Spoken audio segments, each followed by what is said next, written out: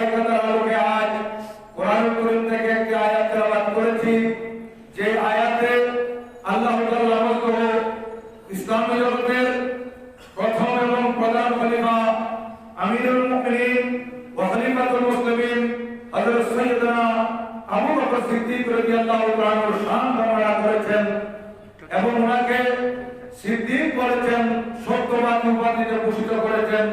সেই আয়াতকে আমি তেলাওয়াত করেছি। সেখানে আল্লাহ তাআলা ইরশাদ করেন, বিসমিল্লাহির রহমানির রহিম, ওয়াল্লাযী জাআ বিস-সিদক, যিনি সত্য আনয়ন করেছেন, যিনি সত্য নিয়ে আগমন করেছেন, ওয়া সাদ্দাকা বিহি, এবং যিনি সত্যকে মেনে নিয়েছেন, তাসদীক করেছেন। মহান রব্বুল আলামিন ইরশাদ করেন, উলাইকা হুমুল মুত্তাকুন, ওনারাই হচ্ছেন খোদাবীর মুত্তাকিন। যিনি সত্য আনয়ন করেছেন এবং যিনি সত্যকে মেনে নিয়েছেন, ওনারাই মুত্তাকি। মুফাসসিরিন ইকরাম এই আয়াতের ব্যাখ্যায় বলেন, ওয়াল্লাযী জাআ বিস-সিদকে, যিনি সত্য নিয়ে এসেছেন, উনি হচ্ছেন প্যারা রাসূল সাল্লাল্লাহু আলাইহি ওয়াসাল্লাম। ওয়া সাদ্দাকা বিহি, যিনি সত্যকে মেনে নিয়েছেন, উনি হচ্ছেন হযরত সাইয়্যিদনা আবু বকর সিদ্দিক রাদিয়াল্লাহু তাআলা। আর মহান রব্বুল আলামিন ওনাদের ব্যাপারে বলতেছেন, ওনারাই তো মুত্তাকি, ওনারাই তো খোদাবীর।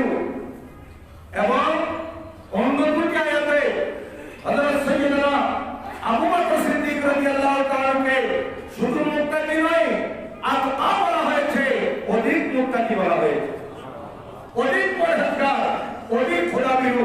এটা আমার মুখে নয়, আপনার মুখে নয়। আর আমার প্যারা নবী তো বলেছেন, শুধু প্যারা নবী নয়, হযরত সিদ্দিক আকবর রাদিয়াল্লাহু তাআলাকে অধিক মুত্তাকি আল্লাহ তাআলা কুদরতের জবানিতে বলেছেন। সুবহানাল্লাহ। তাহলে কত বড় ভাগ্যবান হযরত সাইয়্যিদনা আবু বকর সিদ্দিক রাদিয়াল্লাহু তাআলা, যার সম্পর্কে বলা হচ্ছে অধিক মুত্তাকি। যেমন আমি বিগত জুমায় সূরাতুল লাইলের যে আয়াতগুলো তেলাওয়াত করেছি, সেখানে 18 নম্বর 17 নম্বর আয়াতের মধ্যে মহান রব্বুল আলামিন ইরশাদ করেছিলেন, ওয়া সাইয়্যিদান্নাহুল আতকা। এখানে আতকা বলা হয়েছে, অধিক মুত্তাকি। আরেক আয়াতের মধ্যে মহান রব্বুল আলামিন ইরশাদ করেন, ইন্না আকরামাকুম ইনদাল্লাহি আতকাকুম। এখানে হযরত সাইয়্যিদনা সিদ্দিক আকবর রাদিয়াল্লাহু তাআলাকে অধিক মুত্তাকি এবং অধিক সম্মানী বলা হয়েছে। তাহলে আজ উনি এত বড় সম্মানের অধিকারী কিভাবে হলেন, সেদিকে যদি আমরা লক্ষ্য করি, তখন আমরা দেখতে পাই, একদিকে মহান রব্বুল আলামিনের দয়া আর মেহেরবানি হযরত সিদ্দিক আকবর রাদিয়াল্লাহু তাআলার উপর। আর এই দয়া আর মেহেরবানির কারণে একেবারে শুরু থেকে সিদ্দিক আকবর রাদিয়াল্লাহু তাআলা আমার নবীর পাশাপাশি ছিলেন, সাথে সাথে ছিলেন, নবীর আদর্শে আদর্শিত হয়েছেন এবং আমার নবীর মহব্বতে বিভোর ছিলেন। হযরত সাইয়্যিদনা আবু বকর সিদ্দিক রাদিয়াল্লাহু তাআলা, বিগত জুমায় আমি আপনাদের খেদমতে বলেছিলাম যে ওনাকে মহান রব্বুল আলামিন এমন ভাবে হেফাজত করেছেন, ইসলাম কবুল করার আগে জাহিলিয়ার যুগ পর্যন্ত উনি কোনদিন অবৈধ কোনো কিছু গ্রহণ করেন নাই, মদ পান করেন নাই, সুদ গ্রহণ করেন নাই, মিথ্যা বলেন নাই, এবং কোনদিন মূর্তির সামনে মাথা নত করেন নাই। যে সময় এক আল্লাহর পরিচয় মানুষ জানত না, মূর্তি পূজা করত, তুলসী পূজা করত, চন্দ্র সূর্য নক্ষত্র, ঘাস বৃক্ষ পাথর ইত্যাদি পূজার মধ্যে লিপ্ত ছিল। সেই সময়েও হযরত সিদ্দিক আকবর রাদিয়াল্লাহু তাআলা মূর্তির সামনে কোনদিন মাথা নত করেন নাই। কিতাবের মধ্যে আছে, তারিখুল খুলাফার মধ্যে হযরত আল্লামা জালালউদ্দিন আল-দিন জালালউদ্দিন সুয়ুতী রাহমাতুল্লাহ আলাইহি, যার ইন্তেকাল হচ্ছে 911 হিজরি, উনি ওনার বিশ্ববিখ্যাত কিতাব এবং গ্রহণযোগ্য কিতাব তারিখুল খুলাফার মধ্যে লিখতেছেন, হযরত সাইয়্যিদনা আবু বকর সিদ্দিক রাদিয়াল্লাহু তাআলা ছোট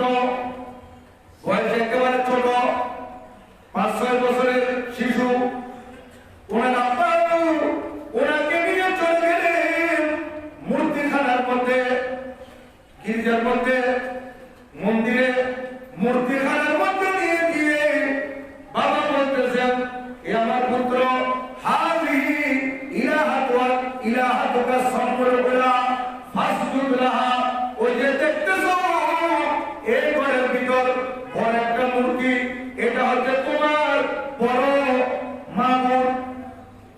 নাউযুবিল্লাহ, এই হচ্ছে তোমার বড় উপাস্য, একে তুমি সিজদা করো। এই কথা বলে হযরত আবু কুহাফা উসমান রাদিয়াল্লাহু তাআলা, যিনি পরবর্তীতে ইসলাম ধর্ম গ্রহণ করেছিলেন, উনি বেরিয়ে গেলেন ছেলেকে দেখিয়ে দিয়ে যে এটাকে সিজদা করো, এটা তোমার বড় খোদা। এই কথা বলে যখন উনি বেরিয়ে গেলেন, এই ছোট্ট শিশু হযরত সাইয়্যিদনা আবু বকর সিদ্দিক রাদিয়াল্লাহু তাআলা আস্তে আস্তে হাঁটি হাঁটি বাবা ছোট ছোট পা বাড়িয়ে ওই বড় মূর্তিটার সামনে গেলেন। আসলে আরো মূর্তি আছে ছোট ছোট, বড় মূর্তি যেটাকে বড় খোদা বলা হয়েছে, ওই মূর্তির সামনে দাঁড়িয়ে বলতেছেন, ইন্নী জাইউন ফাতিরনি।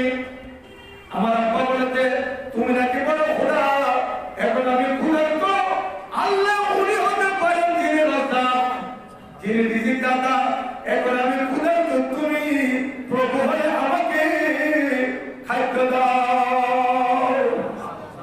ইন কুনতা ইলাহান ইন্নী জাইউন ফাতিরনি, যদি তুমি প্রভু হও তাহলে আমাকে খানা দাও, আমাকে রিজিক দাও, আমি ক্ষুধার্ত। এই কথা বলার পর মূর্তি থেকে কোনো আওয়াজ আসছে না। উনি কিছুক্ষণ দাঁড়িয়ে তাকিয়ে আছেন, কোনো কিছু সারা শব্দ আসতেছে কিনা দেখতেছে, কোনো সারা শব্দ নাই। তারপর বলতেছেন, ইন কুনতা ইলাহান ইন্নী আরিফ ফাকফিরি, তুমি যদি খোদা হয়ে থাকো তাহলে দেখতেছো আমার পরনে কাপড় নাই, তুমি আমাকে কাপড় দাও, আমি কাপড় পরবো। ছোট্ট শিশু এই কথা বলার পর তারপরে দেখতেছে কোনো সারা শব্দ নাই মূর্তি থেকে। তখন উনি এদিক সেদিক থেকে এদিক সেদিক তাকানোর পর দেখতেছে একটা পাথর। উনি পাথর হাতে নিলেন, পাথর হাতে নিয়ে বলতেছেন, এই আমার আব্বার কোনো বড় মূর্তি, তুমি নাকি বড় খোদা, তুমি আমাকে খানাও দিতে পারবে না, আমাকে পরনের কাপড় দিতে পারবে না। দেখেন ছোট্ট শিশু আমার আল্লাহকে কেমন দয়া করেছেন। উনি বলতেছেন, ইন কুনতা ইলাহান ফামনা নাফসাক, আমি এই পাথর তোমার দিকে ছুঁড়ে মারতেছি, তুমি আমাকে খানা দিতে পারবে না, আমাকে তুমি কাপড় দিতে পারবে না। এখন আমি তোমার দিকে পাথর ছুঁড়ে মারতেছি, তুমি যদি সত্যি সত্যি প্রভু হয়ে থাকো, আমাকে দিতে না পারো, আমার পাথর থেকে কমপক্ষে নিজেকে সেভ করো, নিজেকে বাঁচাও, আমি পাথর তোমার দিকে ছুঁড়ে মারতেছি। এই কথা বলার পর যদিও উনি ছোট্ট শিশু, কিন্তু তাই আমার আল্লাহ আছে। হাত যেটা ছোট্ট, পাথর যেটা নিয়েছেন, ওই পাথর মারার সময় কুয়াতে সিদ্দিকী ছিল না হাতের মধ্যে, সিদ্দিকী পাওয়া ছিল। নতুবা এই ছোট্ট শিশু এত বড় পাথর নিক্ষেপ করলো, এটা কত চলে যাবে আর কত পাওয়ার থাকবে, আস্তে মানব তো এটা সামনে পড়ে যাবে। কারণ ছোট্ট শিশু বড় কত নাই, কিন্তু সিদ্দিক আকবর রাদিয়াল্লাহু তাআলা ছোট্ট শিশু হলো কুওয়াতে সিদ্দিকী পাওয়ার নিয়ে যখন এই ছোট্ট শিশু মূর্তির দিকে পাথর নিক্ষেপ করলো, মূর্তির গায়ে যখন এই পাথর স্পিড দিয়ে পড়লো, তখন সামনের দিকে ঝুঁকে পড়লো, সামনের দিকে ঝুঁকে পড়ছে। বলার পর আওয়াজ হয়েছে, বাবা বাইরে ছিল, তোমরা ভিতরে আসলেন, এসে দেখতেছেন এই অবস্থা। বলে বাবা তুমি কি করছো, কি করছো? বলে বাবা দেখতেছেন তো আমি কি করছি, আপনি তো দেখতেছেন আমি কি করছি, পাথর মেরে আপনি যেটাকে বড় কথা বলেছেন একে আমি ফেলাই দিছি, এ আমাকে কাপড় দিতে পারবো না, আমাকে খাবার দিতে পারবো না। এই কথা বলার পর উনি সিদ্দিক আকবর রাদিয়াল্লাহু তাআলাকে নিয়ে বাড়িতে চলে গেলেন। হযরত সিদ্দিক আকবর রাদিয়াল্লাহু তাআলার আম্মুকে বললেন, অর্থাৎ হযরত আবু বকর ওসমান রাদিয়াল্লাহু তাআলা ওনার বিবিকে বললেন, উম্মুল খায়র সালমা রাদিয়াল্লাহু তাআলা উনিও পরবর্তীতে মুসলমান হয়েছিলেন। বলতেছেন, তোমার ছেলেকে আমি মূর্তিখানায় নিয়ে গিয়েছিলাম, বলেছিলাম সিজদা করার জন্য, সিজদা তো করেনি। তোমার ছেলে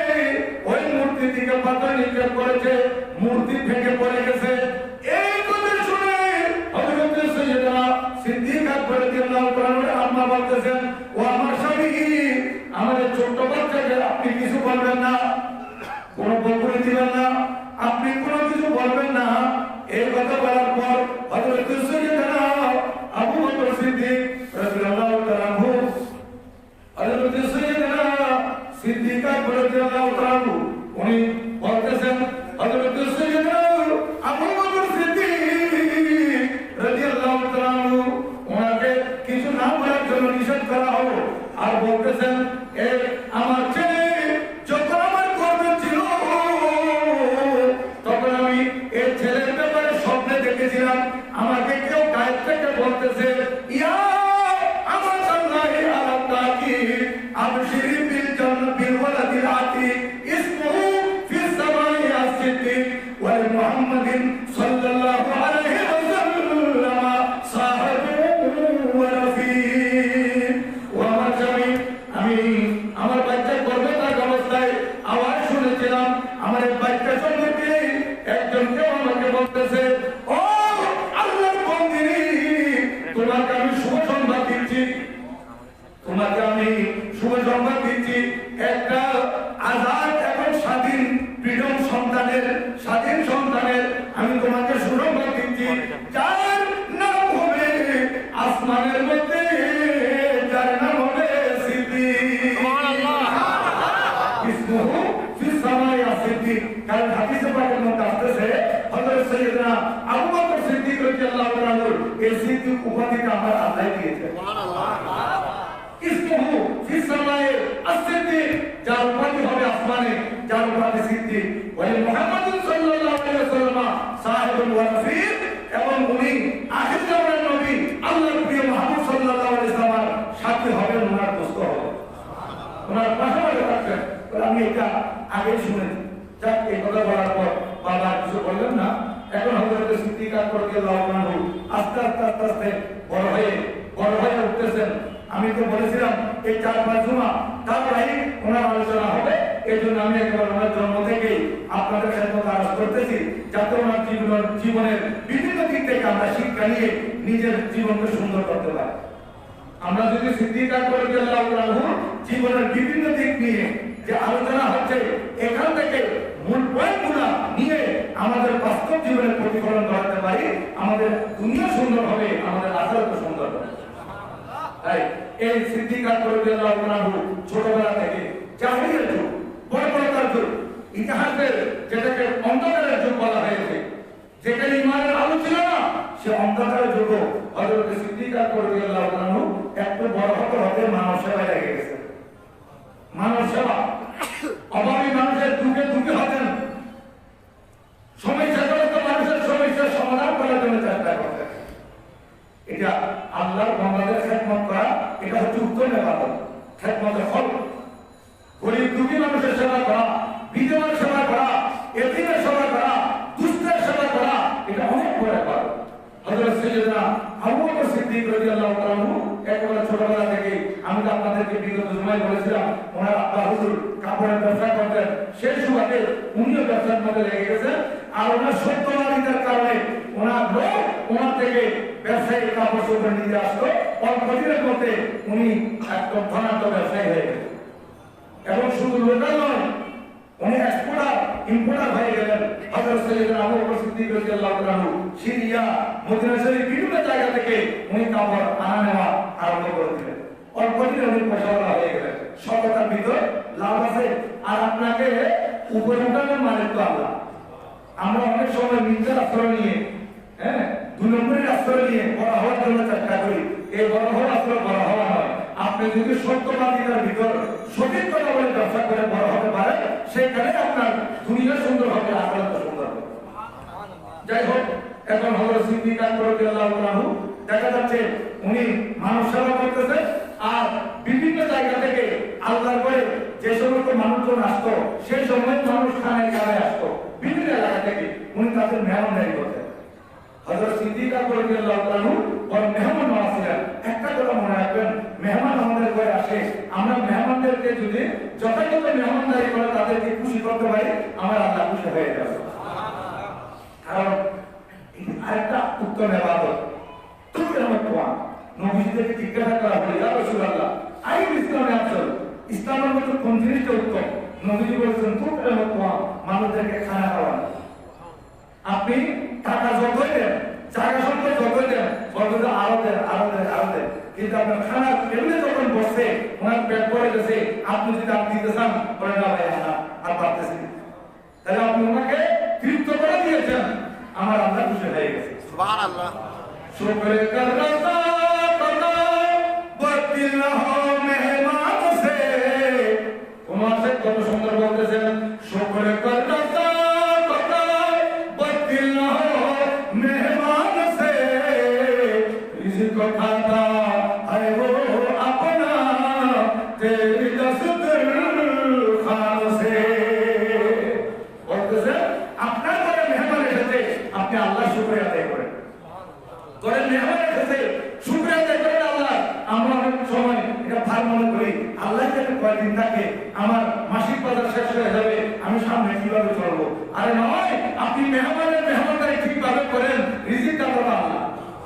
এই জন্য বলা হচ্ছে আপনার ঘরে আপনার বোনের ছেলেরা আসছে বেড়াতে, আপনার ভাইয়ের ছেলেরা আসছে, আপনার শ্বশুর বাড়ির মেহমানরা আসছে, আপনার প্রতিবেশী বেড়াতে আসছে, আপনার ব্যবসায়িক পার্টনার আপনার ঘরে বেড়াতে আসছে, আপনি সুন্দর করে মেহমানদারি করেন এবং আল্লাহ শুকরিয়া আদায় করেন, আল্লাহ তুমি আমার ঘরে মেহমান পাঠিয়ে দিও।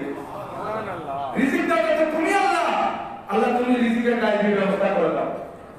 কারণ রিজিক খাতা হে वो अपना तेरा दस्तरखान से, এটা আপনার ডাইনিং টেবিল, ডাইনিং টেবিল আপনার, দস্তরখান আপনার, কিন্তু খানা যেগুলো খাচ্ছে এগুলো তার মানে আল্লাহ পাক বরকত দিচ্ছেন আপনার টেবিলের মাধ্যমে। সুবহানাল্লাহ। আপনার টেবিলে খানাগুলো আপনি খেতে পারতেন না, যেহেতু এগুলো আপনার মেহমানের জন্য বরাদ্দ আল্লাহর পক্ষ থেকে দেওয়া হয়েছে। কারণ আর রিজকু মকসুমুন, রিজিক হচ্ছে বন্ধিত। কার রিজিক কোথায়? আমি অনেক সময় মাহফিলে গেলাম, আমি ঘরে খানা খেতে পারি নাই, কেন? যেহেতু খানা আমার ঘরে বরাদ্দ নেই, যেখানে মাহফিলে গিয়েছি সেখানে আমার খানা বরাদ্দ ছিল। সুবহানাল্লাহ। মানুষ রিজিকের কারণে, আপনি মনে করেন এক মাসের জন্য আপনি মক্কা শরীফ গেলেন হজ করতে, সাথে সাথে আপনার রিজিকও সেখানে বন্ধিত হয়েছে, আপনার রিজিক সেখানে বন্ধিত হয়েছে, যার কারণে আপনি সেখানে হজ করতে গেছেন, সেখানে আপনার খানা বরাদ্দ আছে, আপনি সেখানে খানা খাচ্ছেন। যে যেখানে যায় তার রিজিক বন্ধিত, এটা মনে রাখবেন। মেহমান আসলে মেহমান আপনার দস্তরখান, আপনার ডাইনিং টেবিলে খানা খাচ্ছে, কিন্তু তার রিজিক সে নিজেই খাচ্ছে, নিজের রিজিক নিজে খাচ্ছে, কিন্তু আপনার মাধ্যমে আল্লাহ পাক বন্টন করতেছে এবং এটার দ্বারাই আপনার হায়াতও বাড়বে, আপনার রিজিকও বাড়বে। হযরত সাইয়েদনা আবু বকর সিদ্দিক রাদিয়াল্লাহু আনহু এভাবে মেহমানদারি করতেন এবং উনি, ওই যে আমি গত জুমায় বলেছিলাম যে উনি আরবের মধ্যে বরকত বেশি ছিল, শিক্ষার হার ছিল না মোটে, হাতে করে কয়েকজন, যে কয়েকজন শিক্ষিত ছিল, লেখাপড়া জানতেন, তাদের মধ্যে সিদ্দিক আকবর রাদিয়াল্লাহু আনহু অন্যতম ছিলেন। আর মানুষ হলো সিদ্দিক আকবর রাদিয়াল্লাহু আনহুর কাছে আসতেন কোনো পরামর্শের জন্য, উনি সুন্দর পরামর্শ দিতেন, যে পরামর্শগুলো দিতেন এগুলো মানুষের কাজে আসতো। এই কারণে মানুষ ওনার কাছে আসতেন এবং বন্ধু ওনাকে সরকার করে দেওয়া হবে। হযরত সিদ্দিক আকবর রাদিয়াল্লাহু আনহু আমার বিচার আচার করতেন, যেমন আমাদের সমাজে যারা সামাজিকভাবে বিচার আচার করে, যারা বিচারের মধ্যে ফয়সালা করে, এদেরকে আমরা একটা ইজ্জত করি, সম্মান করি, যে উনি ন্যায় বিচার করেন, ওনার বিচার খুব সুন্দর, তাহলে যে ন্যায় বিচার করে তার প্রতি মানুষের শ্রদ্ধা বেড়ে যায়। আর এর মতো হযরত সিদ্দিক আকবর রাদিয়াল্লাহু আনহু বিভিন্ন বিচার আচার ওনার কাছে আসতো, উনি সুন্দর সমাধান করে দিতেন, সুন্দর বিচার করে দিতেন, ওনার বিচার সবাই মেনে নিত, যার কারণে সে আরবের বুকে ওনার একটা আলাদা সম্মান ছিল বিচার হচ্ছে।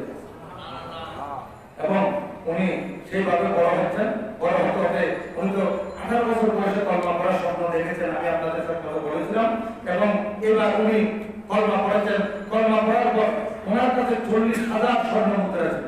উনি তো বর্তমানে একটা ব্যবসায়ী ছিলেন, এগুলো আল্লাহর নবীর কদমে কোরবান, সুবহানাল্লাহ, নবীর কদমে কোরবান করে দিয়েছেন। ইয়া রাসূলুল্লাহ, এগুলো আমি ইসলামের জন্য দিয়ে দিলাম। দেখেন হযরত সাইয়েদনা আবু বকর সিদ্দিক রাদিয়াল্লাহু তাআলা উনি কলমা পড়লেন, কলমা পড়ার পর আস্তে আস্তে ওনার দাওয়াতে অনেকেই কলমা পড়তেছে, কিতাবের মধ্যে আসতেছে হযরত সাইয়েদনা আবু বকর সিদ্দিক রাদিয়াল্লাহু তাআলা উনি প্রথম কলমা পড়েছেন। আবার ওদিকে হযরত আলী রাদিয়াল্লাহু তাআলার ব্যাপারে আসতেছে, উনি তো নবীজির কলিমাতে পালিত হচ্ছিলেন। আমার নবীজি যখন কলমা দাওয়াত দিচ্ছেন, তখন হযরত আলী রাদিয়াল্লাহু তাআলার বয়স 8 থেকে 10 বছর। 10 বছরের শিশু আমার নবীজির করে থাকার কারণে উনি কলমা আগে পড়েছেন। আবার কিতাবের করতেছে উম্মুল মুমিনিন হযরত সাইয়্যিদাতুনা খাদিজাতুল কুবরা রাদিয়াল্লাহু তাআলা, যিনি মুহসিনায়ে কায়নাত, ইসলামের মধ্যে যার অনেক অবদান রয়েছে, আল্লাহর নবীর প্রিয় বিবি এবং কিয়ামত পর্যন্ত আনেওয়ালা সমস্ত ঈমানদারদের মা হযরত খাদিজাতুল কুবরা রাদিয়াল্লাহু তাআলা, উনি প্রথম কলমা পড়েছেন। এখন প্রথম কে করলেন? হযরত সিদ্দিকা রাদিয়াল্লাহু তাআলা, হযরত মাওলানা শেখ রাদিয়াল্লাহু তাআলা, না উম্মুল মুমিনিন খাদিজাতুল কুবরা রাদিয়াল্লাহু তাআলা? তিনজনের ব্যাপারে প্রথম আসতেছে এই সমাধান আমাদের মাযহাব ইমাম হযরত সাইয়্যিদনা ইমাম আযম রাদিয়াল্লাহু তাআলা কত সুন্দর দিয়েছেন। আমি গত বছর আপনাদের খেদমতে আরজ করেছিলাম, ইমাম আযম রাহমাতুল্লাহ আলাইহি, ইমাম আযম রাদিয়াল্লাহু তাআলা বলতেছেন যে পুরুষের মধ্যে যারা বয়স্ক তাদের মধ্যে প্রথম কলমা পড়েছেন সিদ্দিকা রাদিয়াল্লাহু তাআলা, এবং পুরুষের মধ্যে বালকদের মধ্যে প্রথম কলমা পড়েছেন হযরত আলী রাদিয়াল্লাহু তাআলা, মহিলাদের মধ্যে প্রথম কলমা পড়েছেন হযরত সাইয়্যিদাতুল কুবরা রাদিয়াল্লাহু তাআলা। কত সুন্দর সমাধান দিয়ে দিয়েছিলেন। তিনজনেই কলমা পড়ার মধ্যে প্রথম, এবং হযরত সিদ্দিকা রাদিয়াল্লাহু তাআলা বয়স্ক পুরুষদের মধ্যে, হযরত আলী রাদিয়াল্লাহু তাআলা বালকদের মধ্যে, হযরত উম্মুল মুমিনিন খাদিজাতুল কুবরা রাদিয়াল্লাহু তাআলা উনি মহিলাদের মধ্যে, তিনজনের প্রথম। আর চতুর্থ জন যিনি কলমা পড়েছেন সর্বপ্রথম, উনি হচ্ছেন হযরত যায়েদ বিন হারিসা রাদিয়াল্লাহু তাআলা, আমার নবীর পালক পুত্র ছিলেন, উনি কলমা পড়েছেন। যাই হোক, এবার মুসলমানের সংখ্যা দিন দিন বাড়তেছে আস্তে আস্তে, কিন্তু নবীজি বলেন আপনারা ইসলামকে গোপন রাখবেন, ইসলামকে গোপন রাখবেন, আপনারা প্রচার করবেন না, ইসলাম গোপন থাকবে। এভাবে হযরত সাইয়্যিদনা আবু বকর সিদ্দিক রাদিয়াল্লাহু তাআলা উনি অনুসৃত হতে না দেখতেছেন আস্তে আস্তে মুসলমানের সংখ্যা এই পুনর্বিদ্যুৎ হয়েছে। নবীজির দরবারে চলে আসলেন, ইয়া রাসূলুল্লাহ, আমরা কতদিন গোপন ইসলাম প্রচার করবো? হুজুর, আমার ইচ্ছা হচ্ছে আমি প্রকাশ্যে করবো, আমি এলান করে দেবো ইসলামের, এটা সত্য ধর্ম, আপনি সত্য নবী, এক আল্লাহ সত্য, আর এটা গোপন কেন থাকবে? হুজুর, আমরা প্রচার করি। নবীজি বলেন এখনো সময় আসে নাই। আচ্ছা, উনি একটু সফর করলেন, দেখতেছেন মুসলমান সংখ্যা 30 জন হয়ে গেছে। হুজুর, এবার আমার নবীজি বলেন এখনো সময় আসে নাই। আস্তে আস্তে 35 জন, হুজুর আমার নবীজি বলেন এখনো সময় আসে নাই। যখন 40 জন হয়ে গেছে, উনি বলতেছেন হুজুর এখন 40 জন হয়ে গেছে, আমরা এবার কলমা পড়তে পারি, আমরা কলমা কবুল করতে পারি, এবং ওপরে আমরা খুতবা দিতে পারি ইসলামের পক্ষে। আমার নবীজি বলেন ঠিক আছে, যান এবার ইসলামের মধ্যে আপনি প্রথম খুতবা দেন। হযরত সাইয়্যিদনা আবু বকর সিদ্দিক রাদিয়াল্লাহু তাআলা এই 40 জন মুসলমান নিয়ে আল্লাহর খানায় কাবার সামনে গিয়ে স্পষ্ট ভাষায় দেখতেহীন কণ্ঠে উনি খুতবা দিতে লাগলেন। সুবহানাল্লাহ। উনি সত্যি থেকে প্রথম উনি খুতবা দিচ্ছেন ইসলামের পক্ষে আল্লাহর খানায় কাবার সামনে। হযরত সাইয়্যিদনা আবু বকর সিদ্দিক রাদিয়াল্লাহু তাআলা ওনার খুতবার আওয়াজ যখন চতুর্দিকে পৌঁছেছে, আরবের কাফেররা বলতেছে কি ব্যাপার, কি মুসলমানের সঙ্গে এত বেড়ে গেছে নাকি, ওরা এত কাপড় দেখাচ্ছে, চতুর্দিক থেকে হামলা করবে। 40 জন এদেরকে ছত্রভঙ্গ করে দিল। আর হযরত সাইয়্যিদনা সিদ্দিক রাদিয়াল্লাহু তাআলা ওনাকে এমন ভাবে প্রহার করলো, প্রহারে ওনাকে এক বেদম প্রহার করেছে, ওনার উপর অনেক অত্যাচার হয়েছে, ওনাকে অনেক মারধর করেছে। এক পর্যায়ে ওনার নাক দিয়ে, ওনার কান মোবারক দিয়ে রক্ত পড়তেছে, ওনার জবান মোবারক থেকে রক্ত আসতেছে, উনি মাটিতে লুটিয়ে পড়লেন। দেখেন, আজকে আমরা ইসলামের একেবারে মস্ত পেয়েছি, যার কারণে ইসলামের কদর পেয়েছে। আমার বাবা মুসলমান, সেই সূত্রে আমরা মুসলমান, আমার দাদা মুসলমান, সেই সূত্রে আমার আব্বা মুসলমান, একেবারে মুসলমানের ঘরে জন্ম লাভ করেছি। কোনো অত্যাচার, কোনো নির্যাতন সহ্য করতে হয় নাই। আজকে এই পর্যন্ত ইসলামকে আমাদের কাছে পৌঁছাতে সেহারে একরামের কত কোরবানি হয়েছে। বিগত জুমা আমি বলেছিলাম হযরত সাইয়্যিদনা বেলাল রাদিয়াল্লাহু তাআলার কথা, ওনাকে কত অত্যাচার করা হয়েছে। এরপরে তো উনি কলমা ত্যাগ করেনি, ওনার মুখের ভিতর আগুনের লাল চক্রকে জ্বলন্ত কয়লা ঢুকিয়ে দিয়েছিল, তারপরে উনি আহাদ আহাদ আহাদ এক আল্লাহ সেটা বলেছিল। এক সেকেন্ডের জন্য উনি কলমা ত্যাগ করেন নাই, উনি এই কথা বলেন না ঠিক আছে আমি ছেড়ে দিলাম, এই কথা বলেন। আর ওনাকে যখন সিদ্দিক রাদিয়াল্লাহু তাআলা বেশি দাম দিয়ে ক্রয় করে নিয়ে আজাদ করতেছেন, তখন উনি মৃত্যু মুখে যাচ্ছেন, বললেন আপনাকে ডাক্তারের কাছে নিয়ে যাবো। বললেন কোনো ডাক্তারের কাছে নিয়ে যেতে হবে না, আমাকে নবীজির দরবারে নিয়ে যান, আমার জন্য সবচেয়ে বড় ডাক্তার আমার পেয়ারা রাসূল, আমি তো নবীজির প্রেমের রোগী। এজন্য কোন আশায় কত সুন্দর বলেছেন, মেরা দিল দে লো হায় নবী নবী, মেরা দিল দে লো হায় নবী নবী, मेरा हबीब है मैं मरीज अवश्य रसूल हूँ मैं मरीज अवश्य रसूल हूँ वो हबीब मेरा तबीब है मेरा विर्द लगो है नबी नबी हजरत सैयदना बिलाल রাদিয়াল্লাহু তাআলা বলতেছেন নবী নবী আমার মুখে থেকে থাকবে আমার কলবে আল্লাহর স্মরণ থাকবে এবং আমার জন্য আমি তো নবীদের মহব্বতের রোগী আমার নবীজি হচ্ছে আমার চিকিৎসক আমাকে নবীজির দরবারে নিয়ে যান আমি সুস্থ হয়ে যাব সুবহানাল্লাহ হযরত সৈয়দনা বিলাল রাদিয়াল্লাহু তাআলাকে আমার নবীজির দরবারে নিয়ে যাওয়ার সাথে সাথে উনি অনেক ভালো হয়ে গেছে এই সিদ্দিক আকবর রাদিয়াল্লাহু তাআলাকে ধরাধরি করে নিয়ে আসা হলো করে নিয়ে আসার পর উনি বেহুশ এই সকাল 10টা থেকে শুরু করে সন্ধ্যা পর্যন্ত উনি বেহুশ অবস্থায় ছিলেন আর আমাদের কাফেররা মনে করছিল এই অত্যাচারের পর এ ধরনের প্রহারের পর উনি আর বেঁচে উঠবেন এটা আশা করা যায় না কিন্তু আল্লাহর মেহেরবানি দেখা গেল উনি হঠাৎ করে সন্ধ্যাবেলা একটা নিঃশ্বাস ফেললেন বড় করে নিঃশ্বাস ফেললেন এবং সেই সময় আরবের কাফেররা ওনার চতুর্দিকে ঘিরে রেখেছে কারণ ওনার সম্মান যদি না কলমা পড়েছেন আরবের মধ্যে তোমার একটা সম্মান ছিল তুমি পুত্রের মধ্যে সবাই বড় বড় সরকাররা বসে আছে উনি প্রথম যে শব্দ ব্যবহার করতেছেন সেই শব্দ হচ্ছে আমার নবীজি কেমন আছে একটা লোক দেখেন গোটায় 10টা হত্যা দিচ্ছিলেন সে হত্যার পর্যায়ে করার উপর আক্রমণ হয়েছে সন্ধ্যা পর্যন্ত বেহুশ আর বেহুশ থেকে হোসার সাথে খবর নিতেন পেয়ারা সুবহানাল্লাহ এই যারা আশেপাশে সরকাররা বসা ছিল ওরা অনেকে ঘৃণা করতেছে যে যার কলমা পড়ার কারণে আজকে অত্যাচারিত হতো এত মার খেলো তারপরে তার কথা বলতে পারতেছে না ঘৃণা করে অনেকে বের হয়ে গেছে আবার অনেকে বের হয়ে যাচ্ছে এই কথা বলে যে যখন কথাবার্তা শুরু করে দিয়েছে নিশ্চয় বেঁচে যাবে আমরা বসে থেকে আপনার কতক্ষণ মতো থাকবো চলে যাবে এখন মা আসে খানা নিয়ে বাবা তুমি সারাদিন উপবার একটু খানা খাও মা আমার নবীজি কেমন আছে সুবহানাল্লাহ মা তো তখন কলমা পড়ে নাই মা আমার নবীজি কেমন আছে আমি জানি না আমি কোথেকে জানবো বলে না মা বলতেছেন তুমি আগে খানা খাও খানা খেলে তুমি বাঁচবে তুমি তো সারাদিন উপবার বলে মা আল্লাহর কসম যতক্ষণ পর্যন্ত নবীজির খবর পাবো না ততক্ষণ আমি খানা খাবো সুবহানাল্লাহ